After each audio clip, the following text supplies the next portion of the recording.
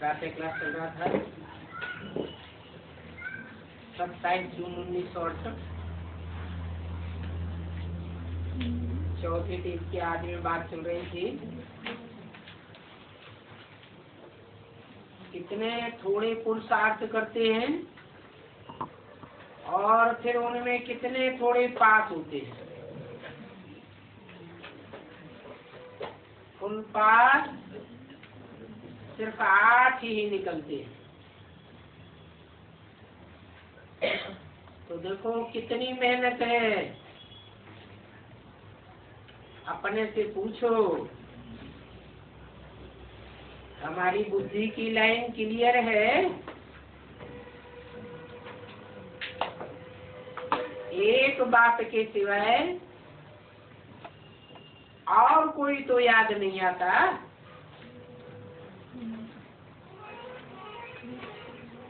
परंतु ये अवस्था होगी पिछाड़ी में। क्यों?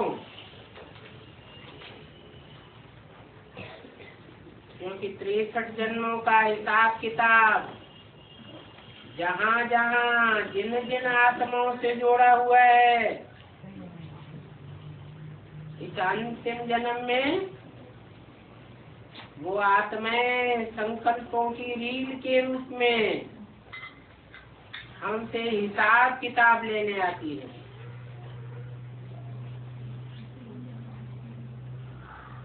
इसलिए बोला ये अवस्था पिछाड़ी में होगी। क्योंकि अभी तो बहुत देह अभिमान में रहते हैं।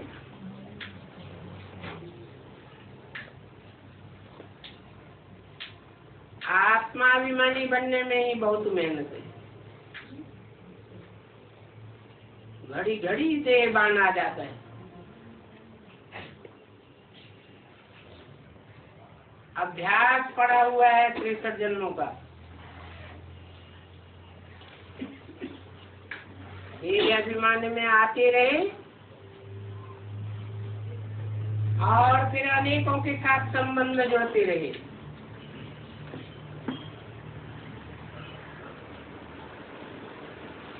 ये अभिमान के कारण ही लटकते चटकते रहते हैं। जो अच्छी अच्छी पक्की बच्चियां हैं वो तो समझते हैं कि हमको तो कोई हाथ भी न लगावे। क्योंकि पतित ख्यालात वाला होगा तो उसी ख्याल से हाथ लगावेंगे।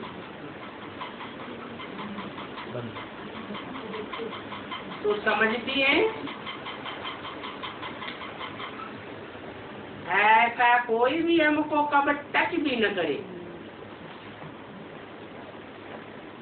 जो हमारी आत्मा की बैटरी खाली हो जाए।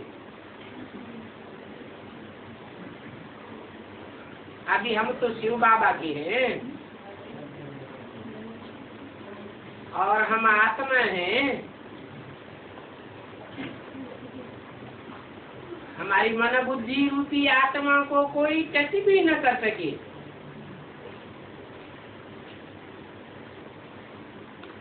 कोई ऐसे बहुत कड़े होते हैं।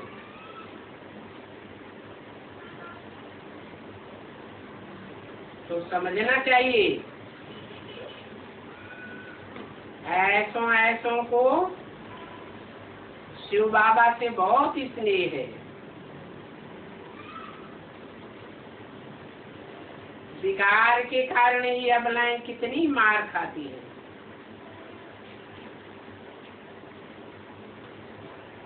फिर कोई सूपनखा पूतना भी निकल पड़ती है।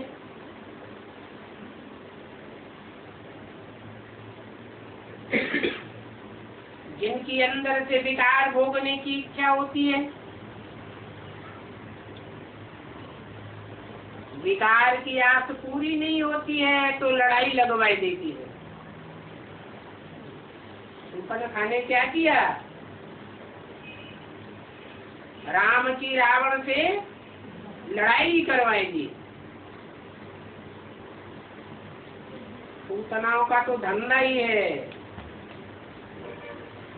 जैसा नाम वैसा काम। पूत पवित्र को कहा जाता है, जो पवित्र रहती ही नहीं तो वो भी बड़ा तंग करती है। ये बाबा तो सब बातों का अनुभवी है ना। ये दुनिया है ही वैश्यालय। अभी बाप तुम बच्चों को शिवालय में ले जाते हैं,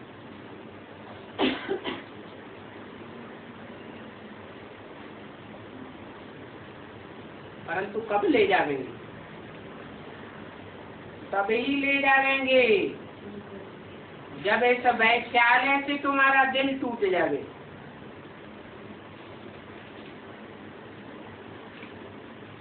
वैराग आ जावे।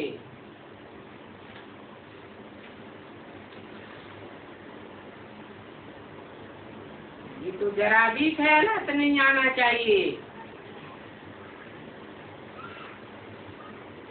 गंदे ख्यालात ही नीचे गिराते हैं, तभी तुम ऊंच पद पा सकते हो। रामानुसार जिन्होंने कल्प पहले ऊंच पद पाया है, उन्हों का पुरुषार्थ भी ऐसा देखने में आता है। बाप बैठ समझाते हैं कि हमने ये रथ कैसा लिया है।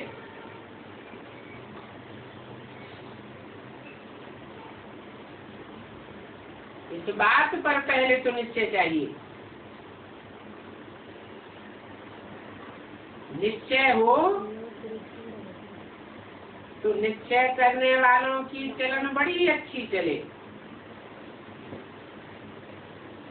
बहुतों को इस बात का निश्चय ही नहीं होता है, तो फिर टूट पड़ते हैं। और टूटते भी ऐसे हैं जैसे कि बेताले हो जाते हैं। बहुत ऐसे भी हैं जो यहाँ बैठे बैठे भी बुद्धि कहीं और जाती रहती है।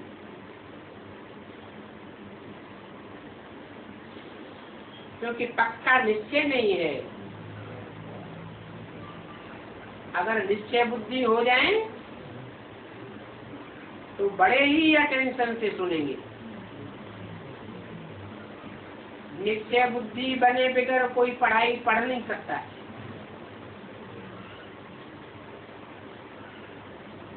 शिव बाबा में निश्चय हो तब बाबा की बोली हुई बातें दिल से लगे, इसमें निश्चय हो। शिव माने ज्योति बिंदु, मेरी बिंदी का ही नाम शिव है। और बाबा साकार को कहा जाता है। साकार और निराकार का मेल शिव बाबा कहा जाता है। तो उसमें निश्चय हो,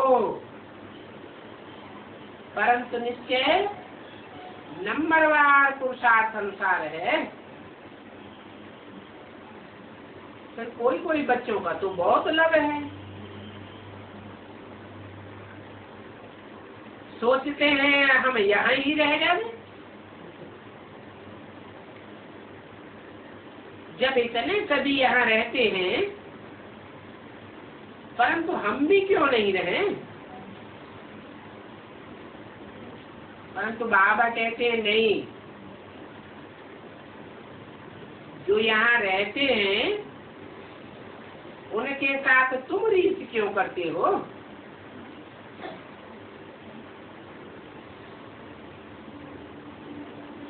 जो यहाँ रहते हैं उनका हिसाब किताब ऐसा है। जो लौकिक बंधनों से निवृत्त हो गए, कोई तो सहज सहज निवृत्त हो जाते हैं, कोई फिर आने के बाद भी बाहर की दुनिया में बुद्धि लटकी रहती है। तो बाप कहते हैं सबको यहाँ नहीं रहना। अनेक प्रकार के ऐसे ऐसे आते हैं। कोई तो ऐसे भी समझते हैं, देखे यहाँ किसकी किसकी खातिरी होती है।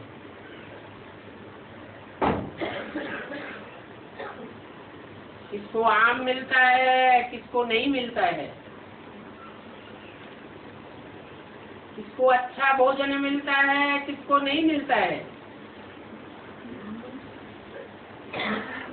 सोचना चाहिए। भगवान की तो सबके प्रति संभावना होगी,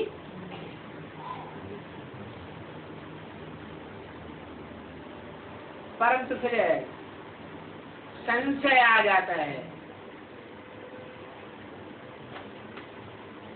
ऐसा भगवान तो नहीं हो सकता।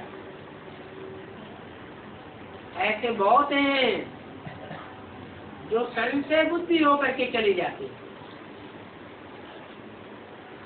फिर ऐसे भी हैं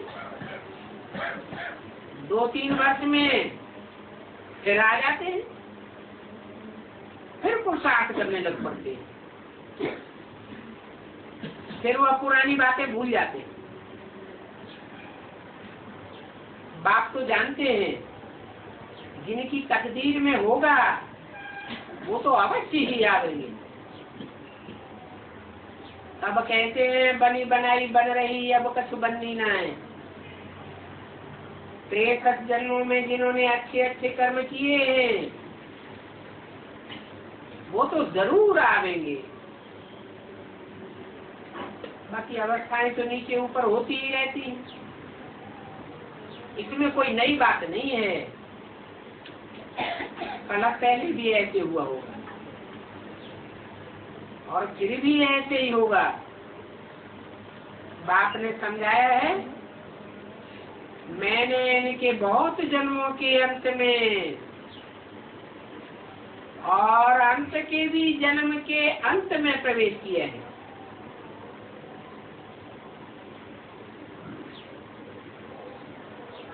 इसकी बात बताइए।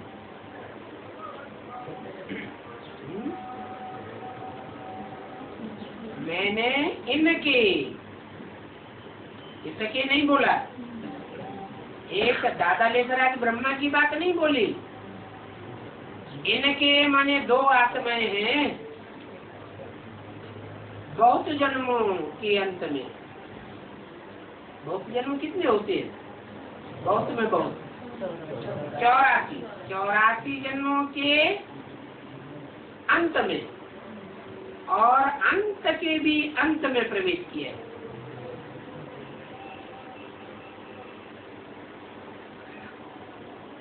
चौरासी जन्म लेने के बाद 60 वर्ष में वानप्रस्थी अवस्था होती है, तो कहेंगे अंत में प्रवेश किया। 84 जन्मों के अंत में, फिर अंत के भी अंत में, माना ब्रह्मा की 100 साल आयु आई हुई है। जिसमें प्रवेश करते हैं उसका नाम ब्रह्मा रखते हैं। तो जब 100 साल पूरे होते हैं फिर प्रवेश करता हूँ, जबकि तमो प्रधान है। परंतु ये अपने को भगवान तो नहीं कहते, तमो प्रधान है तो कोई भगवान कैसे मानेगा? तो समझाते हैं इनमें भी पढ़ाने वाला बाप है, इसलिए इसको ईश्वरीय पढ़ाई कहा जाता है। ये पढ़ाने वाले नहीं हैं, रामकृष्ण की आत्माएं पढ़ाने वाली नहीं है। इन्होंने तो 63 जन्म लिए। 63 जन्मों में इन्होंने श्रेष्ठ से श्रेष्ठ शासन किया है, ऐसे तो कोई नहीं कहेगा। क्योंकि शास्त्रों में तो लिखा हुआ है कि श्रेष्ठ से श्रेष्ठ शासन तो नारायण का हुआ।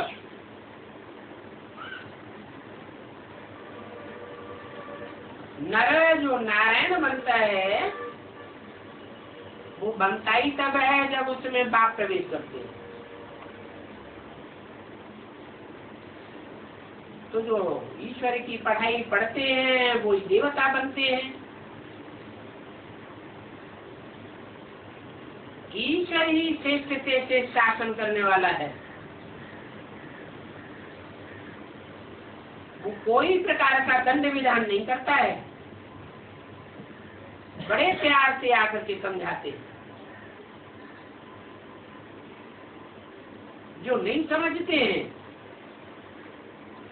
वो तो बाकी ऐसे हैं जैसे जट, देवताओं के आगे जाकर के उनकी महिमा करते रहते हैं। आप सर्वगुण संपन्न हो, 16 कला संपूर्ण हो, मैं भिखारी हूँ, पापी हूँ, चरिया करिया हूँ। अभी बाप कहते हैं तुम जो भी हो, परंतु अभी तो मैं तुमको इन लक्ष्मी नारायण जैसा बनाता हूँ, तो मेरी श्रीमत पर चलो। ये तो जानते हैं कि कल पहले जैसी राजधानी स्थापन हुई है वैसी ही नंबरवार राजधानी स्थापन होगी। राजधानी में तो सब प्रकार के चाहिए, राजा भी चाहिए, रानी भी चाहिए, ऊंचे ऊंचे पदाधिकारी भी चाहिए जिन्हें राज्य अधिकारी कहा जाता है। भले राजा तो नहीं होते हैं, परंतु अकेला राजा राजा ही चलाता है क्या? सहयोग में राज्याधिकारी भी तो होते हैं ना। फिर प्रजा में भी नंबरवार होते हैं, कोई फर्स्ट क्लास प्रजा, कोई सेकंड क्लास प्रजा, कोई थर्ड फोर्थ क्लास। तो जैसी पहले राजधानी हुई है स्थापन कल पहले, वैसी ही राजधानी स्थापन होगी। तुम भी यहाँ पुरुषार्थी हो और यह भी पुरुषार्थी है। ये ब्रह्मा तो कहते हैं क्या?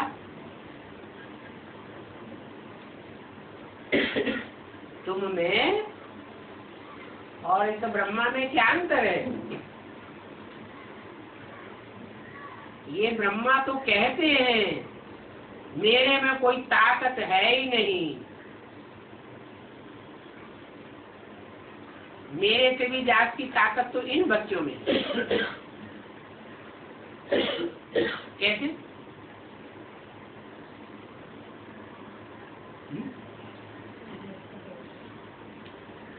ब्रह्मा से भी ज्यादा ताकत बच्चों में है, ऐसे कैसे कहते हैं? क्या प्रूफ है? क्योंकि ब्रह्मा तो पहले ही शरीर छोड़ देते हैं। स्थापना का भी काम पूरा नहीं हुआ, पालना का भी नहीं हुआ और विनाश का भी काम पूरा नहीं हुआ, फिर पूरा कौन करते हैं? जरूर तुम बच्चों में से ही कोई है जो स्थापना और पालना और विनाश का कार्य पूरा करते हैं। तो तुम सभी बच्चों को ज्ञान दिया और इन बच्चों ने ही दिया। फिर उनको जिसने दिया उनसे सभी मिलने आते हो। मैं तो कोई से मिलता भी नहीं हूँ, क्योंकि इतने सभी बच्चों को तो तुमने ही लाया है ना। जो सच्चे मददगार हैं वो ही उच्च पद पाएंगे। तो बताए देते हैं तो सदगुरु कोई मनुष्य को नहीं कहा जाता है। गुरु और सदगुरु, गुरु तो मनुष्य हो सकते हैं, लेकिन सदगुरु सिर्फ एक ही होता है, और वो भी कोई मनुष्य नहीं हो सकता। मनु की औलाद को मनुष्य कहा जाता है। माना मनुष्य अगर सदगुरु हो, फिर उसका तो मन चलायमान बना रहेगा, फिर उसको कौन मानेगा? अभी तुम जानते हो, तुमको तो सदगुरु पढ़ाते हैं, और वो सदगुरु निराकार है।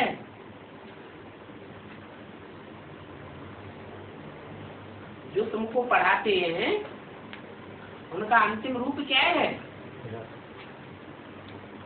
सदगुरु निराकार। वही निराकारी है, निर्विकारी है, निरहंकारी है। तो यह नहीं पढ़ाते हैं।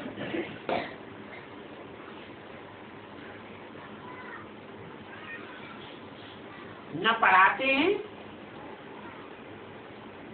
न अपन को गुरु कहते हैं। जो अपन को सदगुरु कहलाते हैं वो तो महान भ्रष्टाचारी हैं। कह देते हैं कुत्ते बिल्ले सब में ईश्वर है।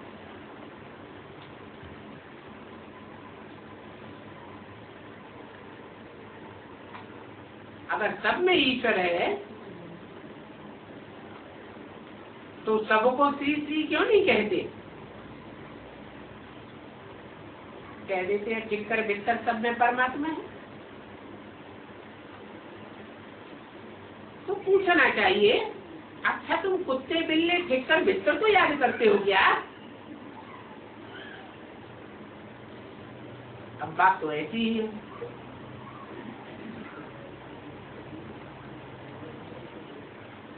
जड़त्व को याद करते रहते हैं, चैतन्य तो उनमें होता ही नहीं। कितनी मूर्खता है। तब बाप कहते हैं ये बड़े से बड़े असुर हैं, और ऐसे असुरों पर फिर असुर लोग ही पैदा होते हैं।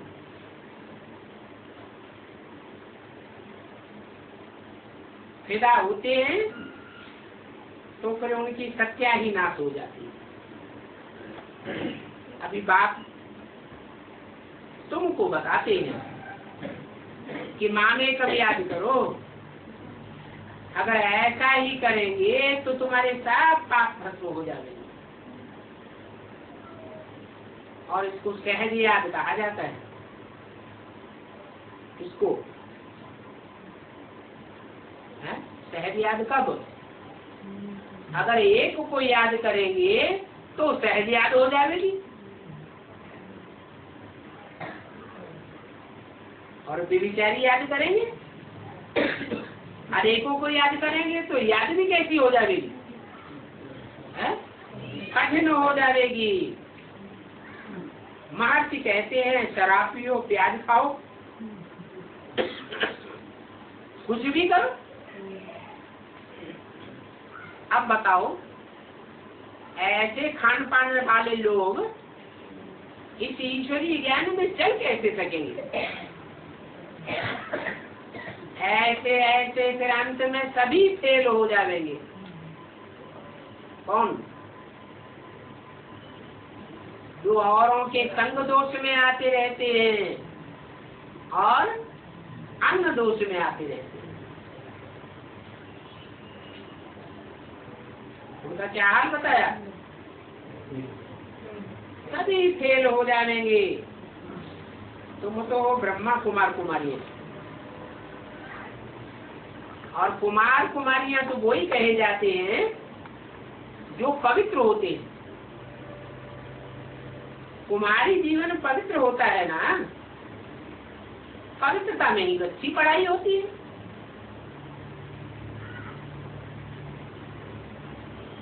जो अपवित्र होते रहते हैं उनको पवित्रता का ख्याल भी नहीं आता। तो तुम बच्चों की दृष्टि कहीं भी नहीं जानी चाहिए। बाप कहते मीठे मीठे बच्चों, तुम पत्थर बुद्धि साल्वेंट बन पड़े हो, अभी फिर से साल्वेंट बनो। तुम यहाँ आए ही हो विश्व का मालिक बनने के लिए, और वो विश्व का मालिक तुमको अभी फिर बनना है। ये पक्का निश्चय चाहिए। अच्छा, बच्चों को गुड मॉर्निंग बोलो।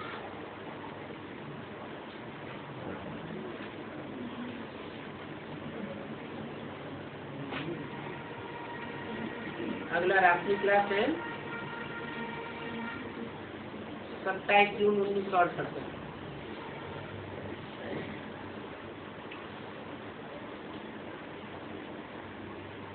आबू की प्रदर्शनी पूरी हुई।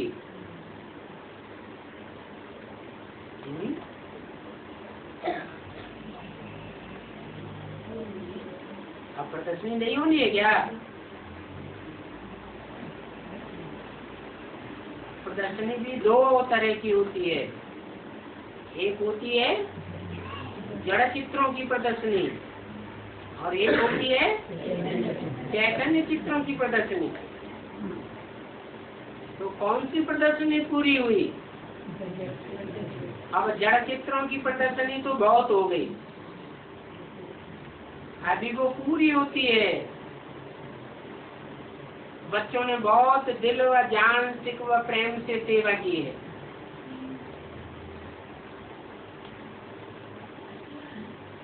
पतित दुनिया को पावन बनाने में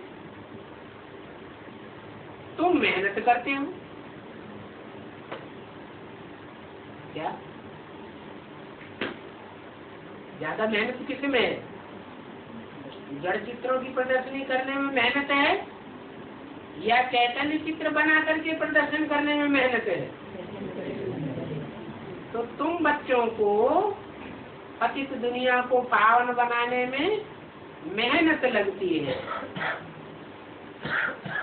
उस मेहनत में पवित्रता है। फर्स्ट बुलाते भी हैं, हे पतित पावन आओ। फिर आकर के क्या करें? आकर के पावन बनाओ। आकर के क्यों? बिना आए पावन नहीं बना सकते। ब्रह्मा के तन में आके पढ़ा के चले जाए, ज्ञान तो मिल ही गया, फिर बच्चे पावन बनते रहे। ऐसे नहीं हो सकता क्या? है? हो सकता है।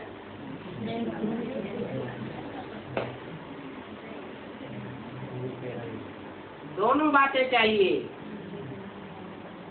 शुद्ध अन्न भी चाहिए और पवित्र संग भी चाहिए। अन्न भी दो प्रकार का होता है, एक पेट का अन्न और दूसरा संकल्पों का भोजन, वाइब्रेशन का भोजन। तो तुमने ही बुलाया है, पतित पावन आओ। जैसे भक्ति मार्ग में वो कुंभ का मेला होता है, वो कुंभ का मेला तो आर्टिफिशियल होता है। क्यों क्यों आर्टिफिशियल बताया?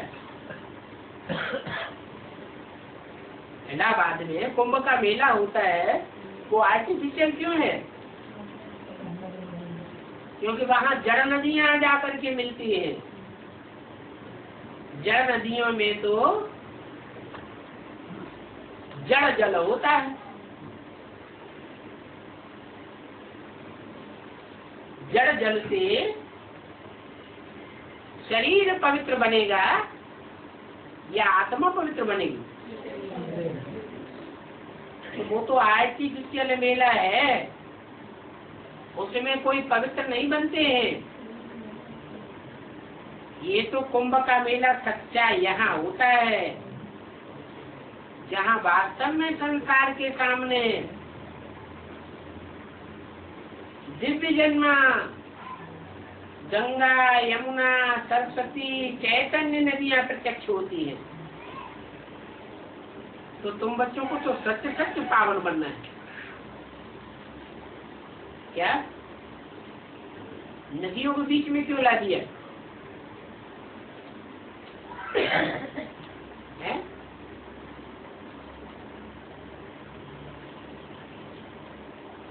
अरे भगवान से पति से पावन बनना है या नदियों से पति से पावन बनना है? भगवान से बनना। लेकिन भाव भगवान जो आता है वो पुरुष तन में आता है या स्त्री चोले में आता है? और पुरुषों को सबको बता दिया दुर्योधन दुशासन। तो दुर्योधन दुशासनों के मुख से जो सुना हुआ ज्ञान है उसके पावन बनेंगे क्या है?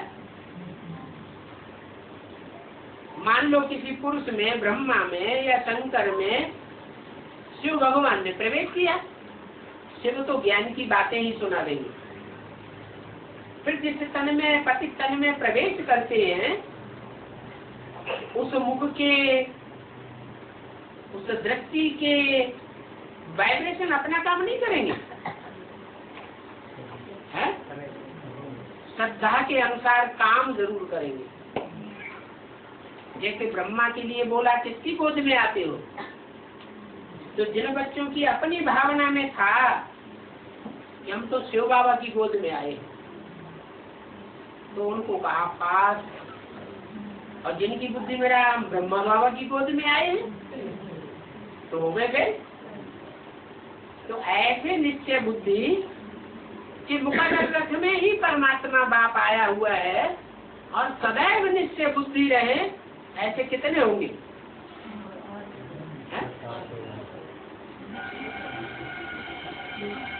तो बाकी सब फेल हो जाते हैं क्या? इसलिए बताया कि पतित पावनी नदियां गाई हुई है शास्त्रों में, भक्ति मार्ग में। बाबा भी कहते हैं कन्याओं माताओं के मुख से ज्ञान अच्छा लगता है। नहीं तो ऐसे क्यों कहा कि माताएं ही स्वर्ग का द्वार खोलेंगी? क्यों नहीं कहा पुरुष भी स्वर्ग का द्वार खोलेंगे? है? क्यों नहीं कहा? क्योंकि माताओं में भावना जाती होती है। तो तुम बच्चों को तो सत्य सत्य पावन बनना है, और पावन बनना ही है नई दुनिया के लिए। वो तो सभी भक्ति मार्ग है, ये तो पावन बनने का एक ही अंतिम जन्म है। भक्ति मार्ग तो 63 जन्म चलता चला आया, पावन तो कोई बना नहीं। ये दुनिया ही मृत्यु लोक है। अभी मृत्यु लोक का अंत होता है और अमर लोक की क्या आदि होती है। तो पहले सूक्ष्म में मृत्यु लोक खलास होगा, अमर लोक आवेगा, या स्थूल में आवेगा? सूक्ष्म में कैसे? पहले तो बच्चे निश्चय बुद्धि बने। जो अटल निश्चय बुद्धि बनेंगे समझो उनकी मृत्यु नहीं होती। बाप में अनिश्चय आया, मानो क्या हो गया? मर गया। और बाप में निश्चय अटल बना रहे तो क्या कहेंगे? मरा हुआ कहेंगे? नहीं, जीवित कहेंगे। तो अभी इस मृत्यु लोक को तुम अमर लोक बना दो। ये तो तुम समझते हो, क्योंकि अमर लोक में जाने का पुरुषार्थ करते हो। जो मृत्यु लोक में जाने वाले हैं वो तो अनिश्चय बुद्धि हो जाते हैं, बाप से कनेक्शन नहीं रखते। अभी तुम तो बाप के पास आते हो ना, तो निश्चय बुद्धि हो तब आते हो, या निश्चय बुद्धि होंगे तो आएंगे? निश्चय बुद्धि है, तुम ही सत्य के आदि मध्य अंत को जानने वाले हो। दुनिया तो इन बातों को जानती ही नहीं है कि अभी कलयुग का अंत है, पाप की दुनिया का अंत है। बच्चे तो जानते हैं ये पुरुषोत्तम संगम युग है। पुरुष रूपी जो आत्माएं हैं, उन आत्माओं में जो उत्तम से उत्तम पाठ बजाने वाली आत्माएं हैं वो अभी प्रत्यक्ष होने वाली है। इसलिए ये पुरुषोत्तम संगम युग है। और जो युग हैं उनके मेल को पुरुषोत्तम संगम युग नहीं कहेंगे। जैसे सत्युग त्रेता का मेल है, त्रेता द्वापर का मेल है, द्वापर कलयुग का संगम है, उसको पुरुषोत्तम युग नहीं कहेंगे, क्योंकि उत्तम से उत्तम आत्माओं की माला रूपी संगठन वहाँ प्रत्यक्ष ही नहीं होता। अभी तो वो माला सारे संसार के बीच में प्रत्यक्ष होने वाली है। और दूसरे युगों के जो संगम है उनमें तो कलाएं ही कम होती जाती हैं। और यहाँ तो जो बच्चे अच्छा पुरुषार्थ करते हैं वो चढ़ती कला तेरे बहाने सर्व का भला करने में लग जाते। उनकी ये निशानी है, वो अपनी परवाह नहीं करेंगे। क्यों? क्योंकि निश्चय बुद्धि होने के आधार पर उनकी बुद्धि में रहता है क्या कि पाना था तो पा लिया। हमारी आत्मा का तो कल्याण हो ही गया, हमको तो पक्का भगवान मिल ही गया। हमारा कल्याण कोई दुनिया में कर ही नहीं सकता। अभी तुम जानते हो कलयुग के बाद सतयुग आना है, इसीलिए पुरुषोत्तम संगम युग तो जरूर चाहिए। सतयुग में होते हैं पुरुषोत्तम, क्या कौन से सतयुग में? सतयुग आदि में या सतयुग अंत में? वो ही सच्चा सतयुग कहेंगे, संपूर्ण सतयुग कहेंगे। मनुष्य जानते हैं कि देवी देवताएं हैं उत्तम। देवी देवताएं उनको ही कहा जाता है जो पूरे 84 जन्म लेते हैं। कम जन्म लेने वालों को देवी देवता नहीं कहा जाता। सतयुग के दूसरे जन्म में जन्म लेने वाली आत्माएं उतरेंगी या नहीं उतरेंगी? है? उतरेंगी। तो उनको देवी देवता धर्म की आत्माएं कहेंगे, है? कहेंगे या नहीं कहेंगे? उनको इसलिए नहीं कहेंगे कि वो द्वापर युग से जाकर दूसरे धर्मों में कन्वर्ट हो जाएंगे। आत्मा तो है लेकिन सच्चा पुरुषार्थ किया है, इसलिए दूसरे धर्म में कन्वर्ट हो जाने वाली आत्माएं हैं। पूरी 16 कला संपूर्ण नहीं बनती। तो जो कनिष्ठ हैं उनको नमन नहीं करते।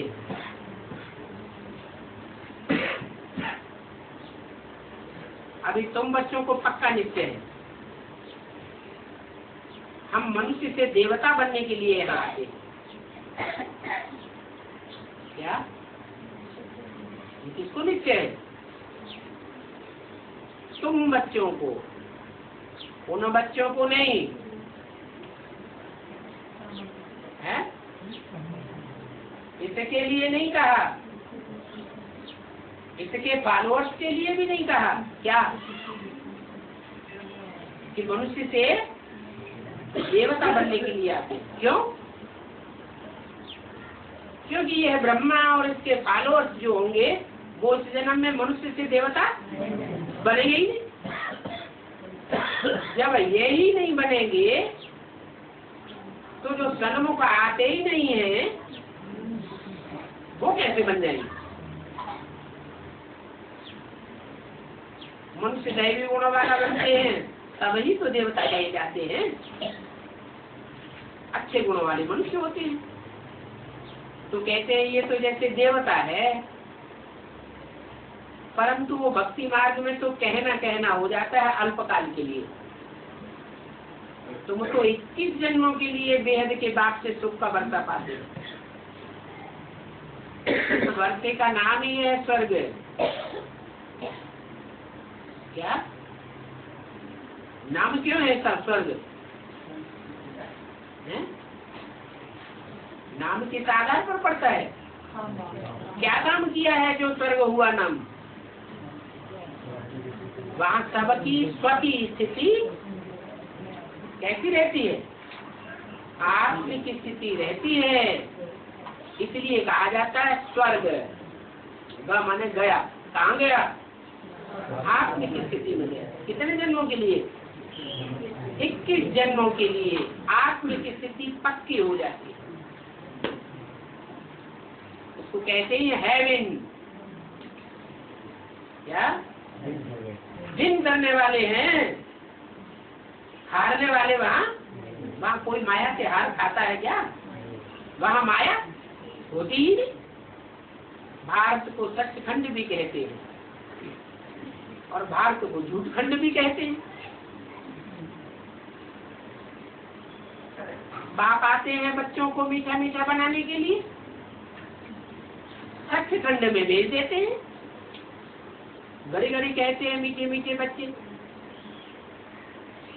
मीठे मीठे करते करते मीठे देवता बन जाते हैं।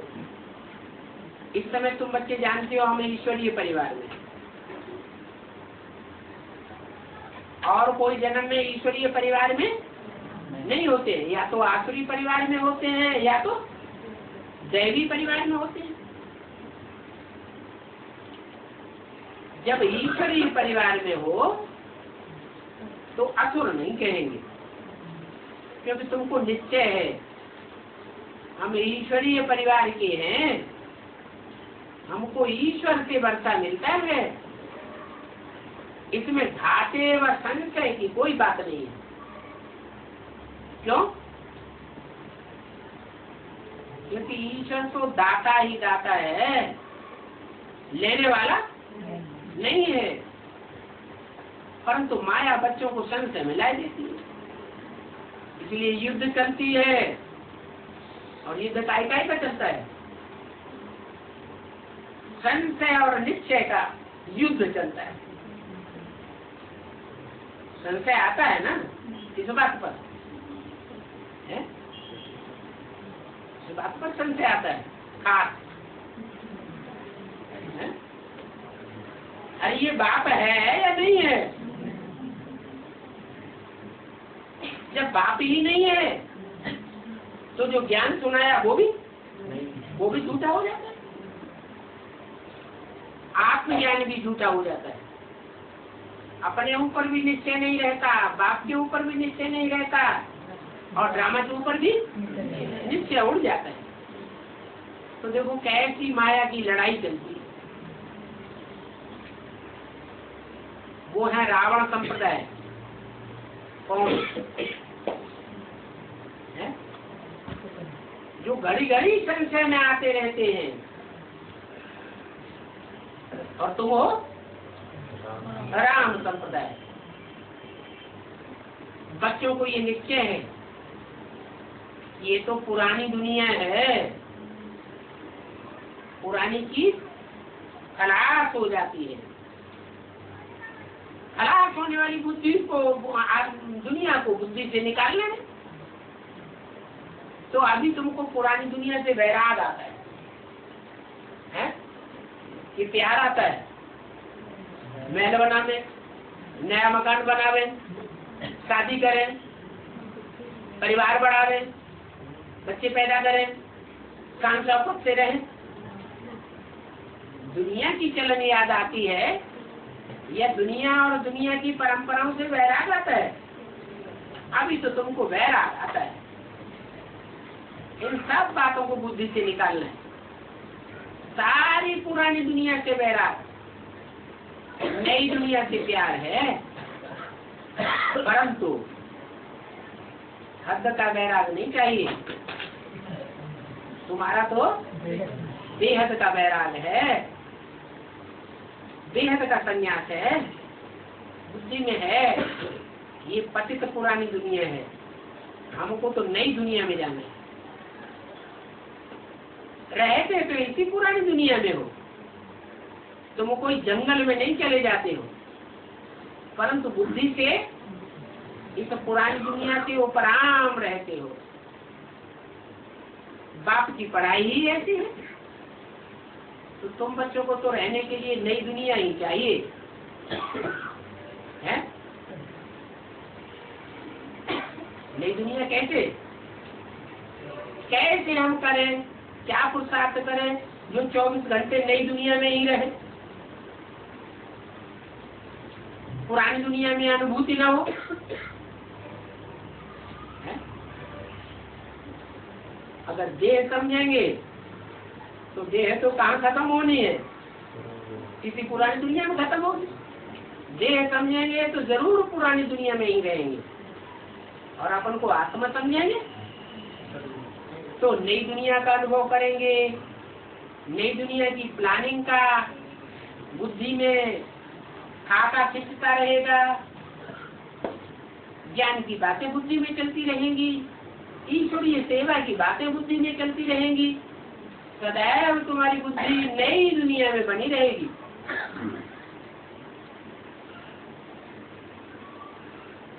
तो तुमको तो रहने के लिए नई दुनिया ही चाहिए। तुमको माने किसको है? देहदारियों को या आत्माभिमानियों को? आत्माभिमानी जो है उनको तो नई दुनिया ही चाहिए। तो पुरानी दुनिया का तो फिर विनाश होना है। देवता धर्म पुरानी दुनिया में नहीं होता है। तो बाबा मीठे मीठे बच्चों को घड़ी घड़ी सावधान करते रहते हैं। कहाँ बच्चों को माया संशय में न गिरा देवे।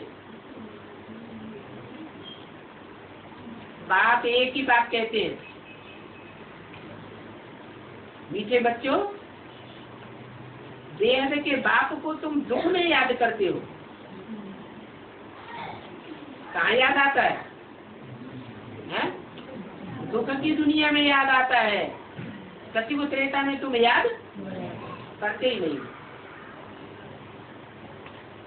कहते हो हे भगवान, हाय राम, हे राम रहम करो। कहाँ कहते हो? दुख की दुनिया में कहते हो, सभी कहते हो। देखते भी हो, जहाँ जाओ वहाँ हंगामे ही हंगामा, मौत ही मौत, लड़ाई झगड़े ही लड़ाई झगड़े होते रहते हैं। तो जब इस दुनिया में मौत का बाजार खुलेगा, चारों ओर मौत ही मौत मंडराए रही होगी। जैसे पुराने कवियों ने लिखा है, उत्तर दक्षिण पूरब पश्चिम 24 काल फिरे, कहाँ जाएं, कहाँ सर छुपाने जाएं। ऐसी हालात हो जाएगी तो फिर तुम बच्चे जरूर जोर से याद करने लग पड़ेंगे। क्या संसार में जब ठुकराया तब द्वार तुम्हारे आया। बच्चे समझ भी जाते हैं कि अभी विनाश होता है। इस विनाश के टाइम पर जरूर कोई स्थापना करने वाला भी है, जो नई दुनिया बनाए रहा है। क्यों? पहले स्थापना फिर विनाश होता है। तो ये त्रिमूर्ति का चित्र क्लियर है। क्या क्लियर है? क्या क्लैरिफिकेशन दिया जाता है? पहले ब्रह्मा द्वारा स्थापना। तो ब्रह्मा ने तो शरीर छोड़ दिया, कहाँ हुई स्थापना? है बल शरीर छोड़ दिया है, तो भी वो आत्मा कोई परमधाम थोड़ी चली जाती है। परमधाम नहीं जाती है। तारीफ तो यही है क्या कि बल शरीर छूट जाए, देहम वा पातयामि कार्यम वा साधयामि। शरीर भल छूट जाए लेकिन आत्मा को पक्का हो जाता है हम इस दुनिया को छोड़ के तब जाएंगे जब काम पूरा करके जाएंगे। तो कोई न कोई माता के तन में प्रवेश करके स्वर्ग का भेद खोल करके जाते हैं। तो तुम्हारा त्रिमूर्ति का चित्र तो क्लियर है। पहले ब्रह्मा द्वारा स्थापना, फिर शंकर द्वारा विनाश, फिर विष्णु द्वारा पालन। ब्रह्मा के द्वारा नई दुनिया की स्थापना होती है। यह बात तुम सच्चे ब्राह्मण ही समझा सकते हो, झूठे ब्राह्मण नहीं समझा सकेंगे। क्या क्या कि ब्रह्मा द्वारा नई दुनिया की स्थापना क्यों नहीं समझा सकेंगे? वो तो शरीर छोड़ गए, तो वो समझाए ही नहीं सकते। नई दुनिया पवित्र होती है या अपवित्र होती है? पवित्र होती है। दाढ़ी मूंछ वाला पवित्र होता है या अपवित्र होता है? वो तो अपवित्र होता है। ब्रह्मा की कहीं पूजा होती है, मंदिर बनते हैं, मूर्तियां बनती है क्या? नहीं। ब्रह्मा की मूर्तियां भले नहीं बनती है, लेकिन ब्रह्मा का अपर दूसरा नाम है जगदम्बा। ब्रह्मा कहो, जगदम्बा कहो, अर्थ एक ही है। सारे जगत की अम्बा, बड़ी से बड़ी अम्बा, और ब्रह्मा ने बड़ी अम्बा। तो सच सच जो प्रैक्टिकल है, व्यवहार में जगदम्बा कही जाती है, उसके द्वारा नई दुनिया का गेट खुलता है। तुम बच्चों को इन बातों का नशा रहता है। हम तो नई दुनिया की स्थापना में सहयोगी हैं, प्रैक्टिकल में हम सहयोगी हैं। जो और बच्चे हैं वो थोड़ी ऐसा समझते हैं। दुनिया में जो लड़ाई लड़ते हैं,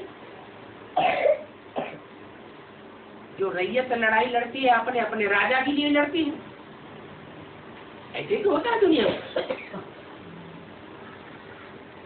और हमारा तो कोई राजा है या नहीं है? हमारा कोई राजा है? हमारा तो कोई राजा है ही नहीं।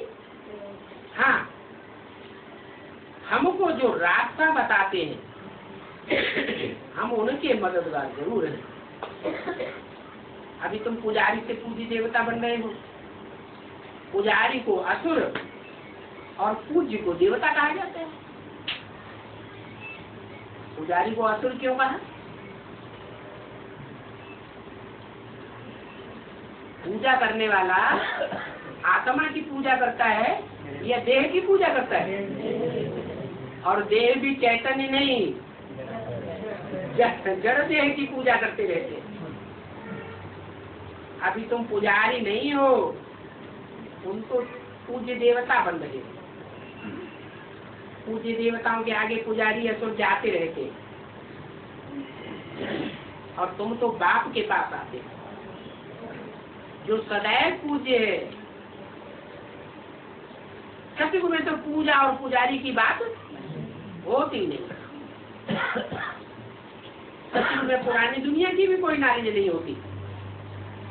अभी तुम संगम करो, तुम पुरानी दुनिया और नई दुनिया को अच्छी रीति जानते हो। भक्ति में तो सब झूठ ही झूठ है। उनको कहा जाता है रावण राज्य। जानते हो एक दो में लड़ते रहते हैं, असुर हैं।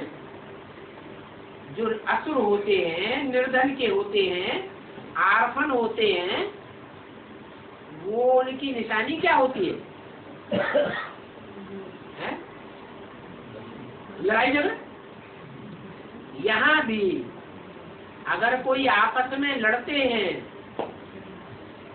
हाथापाई करते हैं या वाचा से लड़ाई लड़ते हैं या वाइब्रेशन से भी लड़ाई लड़ते हैं, संकल्पों की लड़ाई भी तो होती है ना।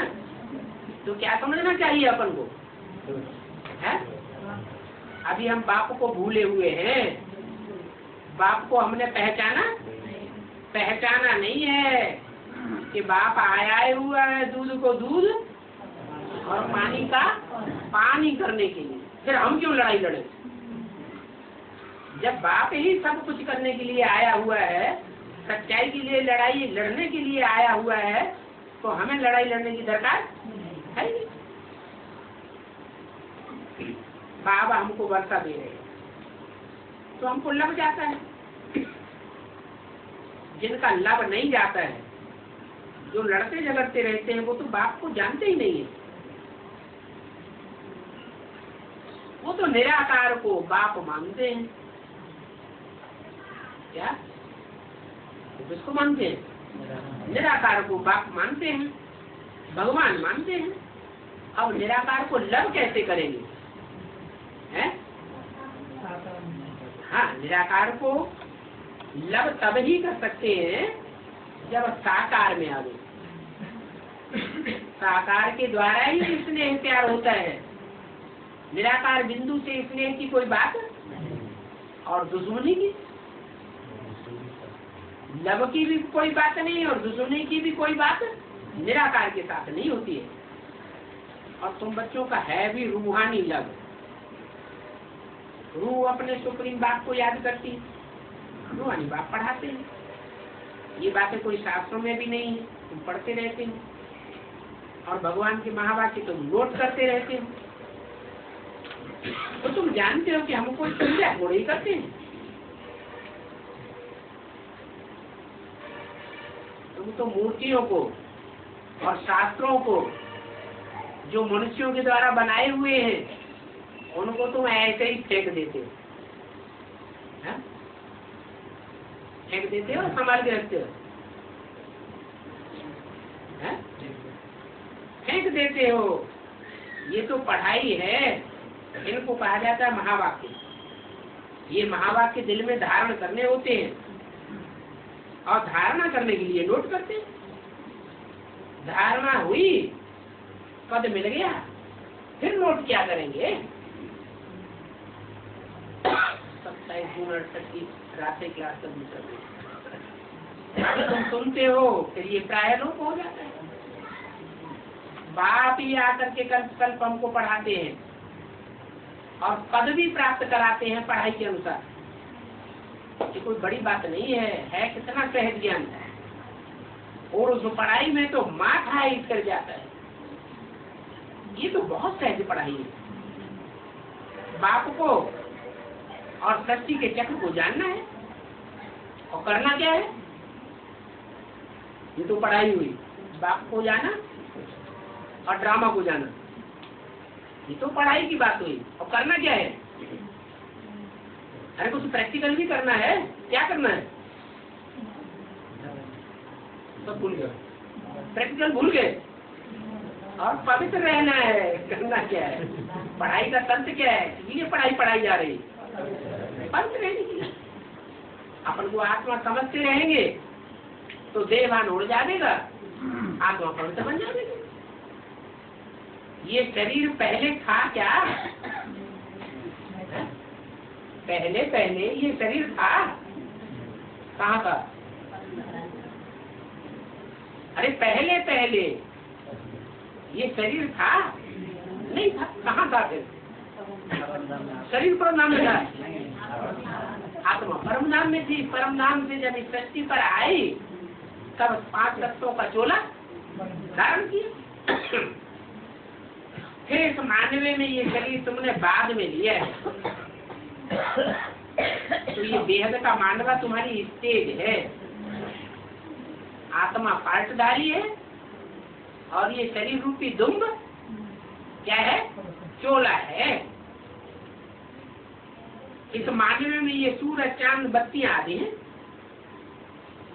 उनको तुम अभी तक कहते थे सूर्य देवता। क्या जड़ बत्तियों को तुम क्या कहते थे? जड़ देवता। परंतु वो जड़ बत्तियां कोई देवता है क्या? चंद्र देवता? अरे वो तो जड़ बत्तियां हैं, उनको देवता कैसे कहेंगे? क्या देते हैं वो? ज्ञान देते हैं क्या? नहीं। बाकी ये तो रोशनी देने वाले हैं। भक्ति मार्ग में उनको पूजते भी हैं, ये ज्ञान सूर्य।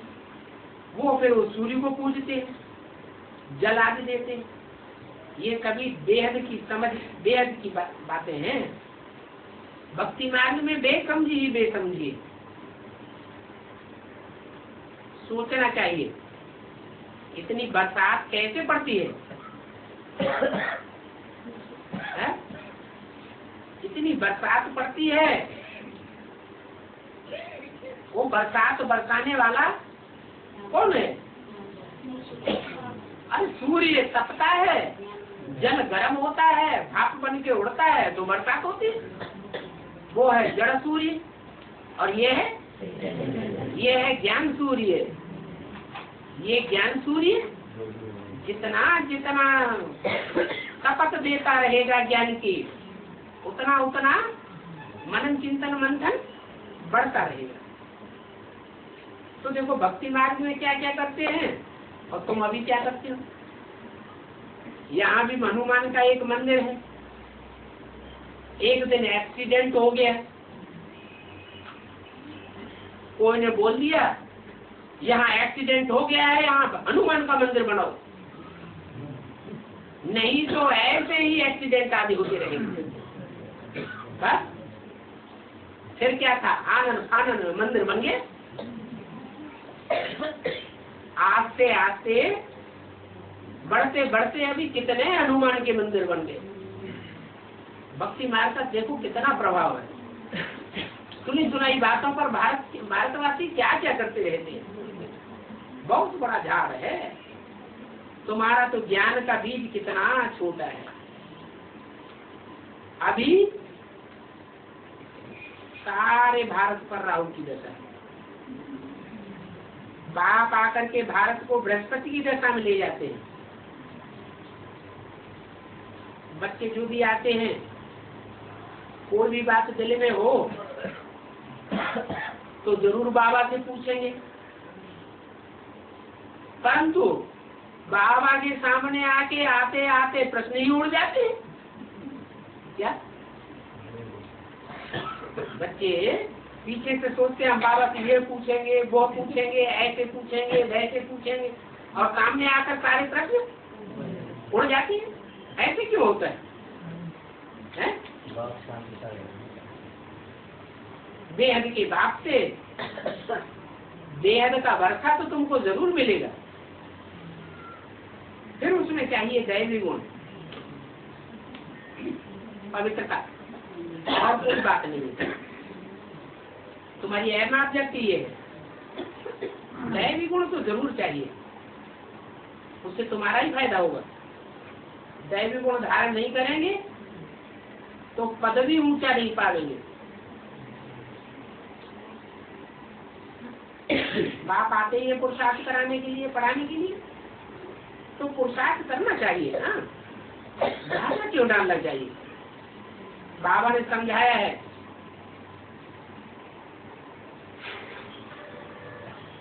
कि अभी विनाश होता है, बच्चों को विनाश से पहले ही सभी कुछ दे जावे। क्या दे जावे? ज्ञान का जो भी, पढ़ाई का जो भी जिसको वर्षा लेना है, पढ़ाई के आधार पर जो भी पढ़ाई पढ़ने के बाद पद मिलता है, पढ़ाई के आधार पर ही तो मिलता है। तो बाप कहते हैं बच्चों को जल्दी जल्दी पूरा दे जावे, परंतु अभी मौत तो आया नहीं, इसलिए सब अज्ञान की नींद में सोए पड़े। क्योंकि विनाश काले विपरीत बुद्धि है ना। तुम्हारी तो बाप से प्रीति बुद्धि है। बाप तुमको दिल से प्यार करते हैं, तुम भी बाप को प्यार करते हो। इस समय कमाई करते रहो, जब लड़ाई का टाइम होगा फिर तो लड़ाई में बुद्धि जाएगी या कमाई में बुद्धि जाएगी? लड़ाई में बुद्धि चली जाएगी। अभी तो 21 जन्म की कमाई है, गफलत मत करो। ब्राह्मणों का संग तारे और शूद्रों का संग बोड़े। शूद्र उनको कहा जाता है जो कुसंग करते रहते हैं। ब्राह्मण किसको कहा जाता है? सत्य एक है, जो एक का संग करे सो ब्राह्मण, जो अनेकों का संग करे सो शूद्र। बाकी टाइम थोड़ा बचा हुआ है। अच्छा, बच्चों को गुड नाइट।